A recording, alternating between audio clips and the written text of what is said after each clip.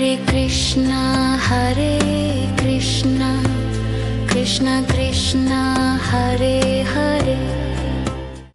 भगवद गीता में श्री कृष्ण अर्जुन से कहते हैं, अध्याय 5 श्लोक 7, योग युक्तो विशुद्धामा विजितात्मा जितेंद्रिय सर्वभूतात्मा भूतात्मा कुर्वन्नपि न लिप्यते।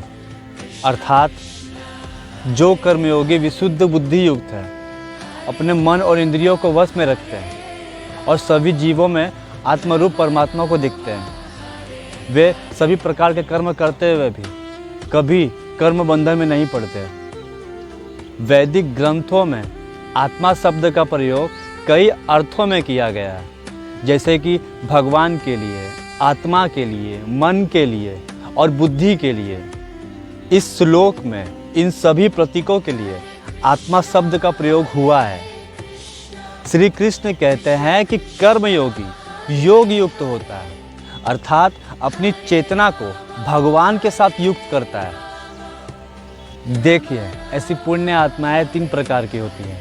पहला विशुद्धामा, ये विशुद्ध बुद्धि से युक्त होते हैं। दूसरा जीवित आत्मा, ये अपने मन पर विजय प्राप्त कर लिए होते हैं। तीसरा जितेंद्रिय, ये अपने इंद्रियों को वश में कर लिए होते हैं।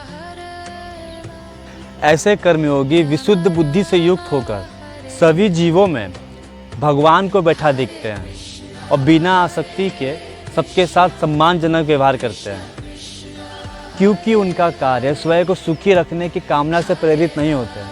अतः उनका ज्ञान उत्तरोत्तर स्पष्ट होता रहता है और उनकी कामनाएं समाप्त हो जाती है। इंद्रियां, मन और बुद्धि जो पहले तो भौतिक सुख के लिए लालयित होती थी, अब ये सब नियंत्रित में आ जाती है। अब ये सब साधन भगवान की सेवा में तत्पर रहते हैं। सेवा और समर्पण भाव से उन्हें अपने भीतर आंतरिक ज्ञान की अनुभूति होती है।